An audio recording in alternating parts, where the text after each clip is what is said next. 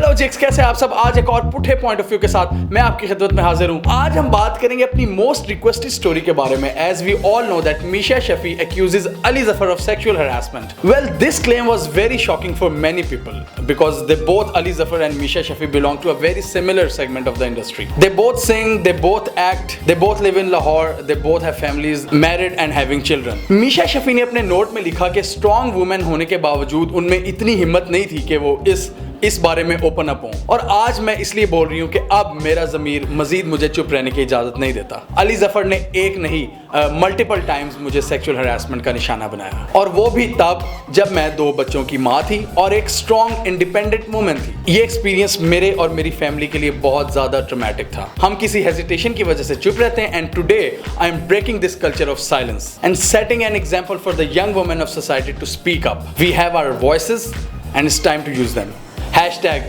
#MeToo।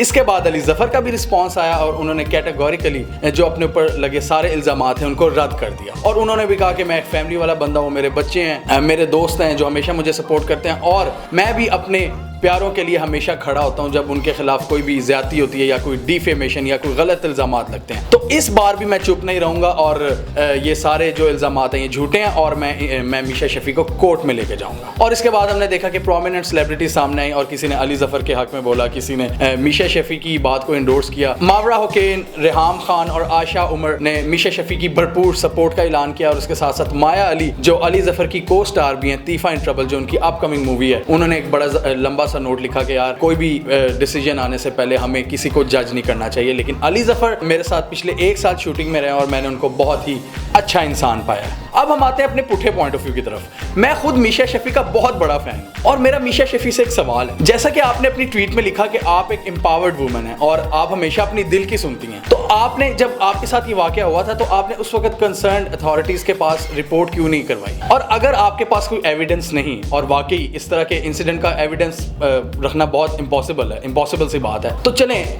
अगर एविडेंस नहीं भी आपके पास, तो आपने इतना बड़ा एक बोल्ड स्टेप उठाया। ये बहुत मुश्किल होता है ख़वातीन के लिए कि ओपन अप होना किसी ज़्यादती के बारे में। अगर आपने यहाँ तक आप आ गई हैं तो आप थोड़ा सा अगर मज़ीद बता देती कि अली ज़फ़र ने किया क्या, मसलन आपको आंख मारी, आपको घूर कर देखा हो, या फिर खुदा न ख्वास्ता कोई और बुरी हरकत। क्योंकि बहुत से लोग सोशल मीडिया पे कमेंट कर रहे हैं कि कहीं ये गुल अली एपिसोड 2 ना साबित हो जाए, और कहीं पाकिस्तान में ये चंद लोग MeToo जैसी बहुत बड़ी कॉज और मूवमेंट को कहीं मिसयूज तो नहीं कर रहे। हमें ये देखना चाहिए कि हम जिस पाकिस्तान में अमेरिका के स्टैंडर्ड्स ला रहे हैं वहाँ पे लोगों की मेंटालिटी क्या है, लोगों का लिटरेसी रेट क्या है। ऐसे लग रहा है कि कुछ लोगों को बड़ी नकल मारने की शौक है जी कि हम भी MeToo मूवमेंट पाकिस्तान में भी चलाएं, और फिर आपको जब उसमें से फिर कुछ नहीं मिलता किसी बड़े लेवल पे, तब आप उसमें से चीज़ें ढूंढ रहे हैं, टेक्सटिंग और जैसी चीज़ों में आप कह रहे हैं कि जी ये MeToo हो गया। और जहाँ से ये स्टैंडर्ड्स आप ला रहे हैं ना, वहाँ पे ये टेक्सटिंग, हगिंग को सेक्सुअल हरासमेंट के नाम पर यूज़ करके सोशल मीडिया पे तहलका नहीं मचाया जाता। सेक्सुअल हरासमेंट और जेंडर डिस्क्रिमिनेशन पे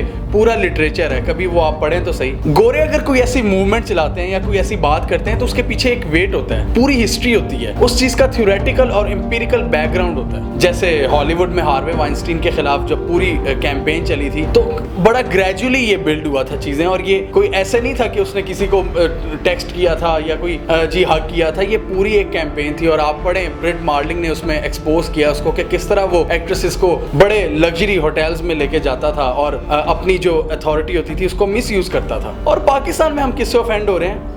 ट्विटर के टेक्स्ट से।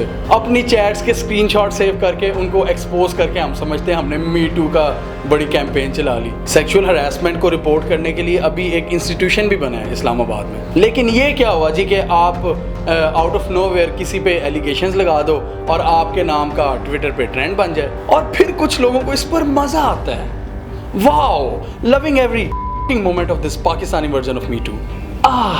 इस तरह की हमें ट्वीट्स देखने को मिल रही हैं। इसको आप पाकिस्तानी MeToo कहते हैं। आप लोग पाकिस्तान में उन औरतों का केस कमज़ोर कर रहे हैं जिनके साथ जेन्युइन में हरासमेंट होती है, लेकिन आप लोगों के इस तरह के चौंचलों की वजह से जब उनका कोई केस उठता है, मसलन मुख्तारा मई जैसा कोई हार्डकोर केस जब उठता है, तो वो लोग उस पर फिर हंसते हैं। और हमें साथ साथ इस कल्चर को भी सपोर्ट करना चाहिए कि जो ख़वातीन जेन्युइनली ओपन अप होती हैं अपने जो सेक्सुअल हरासमेंट वाले वाक़यात होते हैं, क्योंकि पाकिस्तान जैसे मुल्क में तो इतने वाक़यात होते हैं कि वो रिपोर्ट भी नहीं होते। लेकिन पता नहीं फिर क्यों शर्मीन और आप मीशा शफी आप इसको मिसयूज करते हैं। मसलन शर्मीन ऑफेंड हो गई थी एक फ्रेंड रिक्वेस्ट से। दूसरा हमें ये भी देखना होगा कि इसके पीछे कुछ किसी के फायदे तो नहीं है, मोटिव्स क्या हैं। कि अगर आपने गौर किया हो तो मीशा शफी के ट्विटर पे इस इंसिडेंट से पहले 30,000 फॉलोअर्स थे, जो कि अब बढ़ के 1 लाख हो गए और अली जफर के पहले 1 मिलियन से ज्यादा थे। और मीशा शफी का इस वक्त अपकमिंग कोई प्रोजेक्ट नहीं था। नवंबर से उनके फेसबुक पेज पे कुछ भी नहीं अपलोड हुआ, यानी कि वो आजकल बिल्कुल फारिग हैं। तो कहीं ऐसा तो नहीं है कि उन्होंने कोई पॉपुलैरिटी गेन करने के लिए किया हो। और इसके अलावा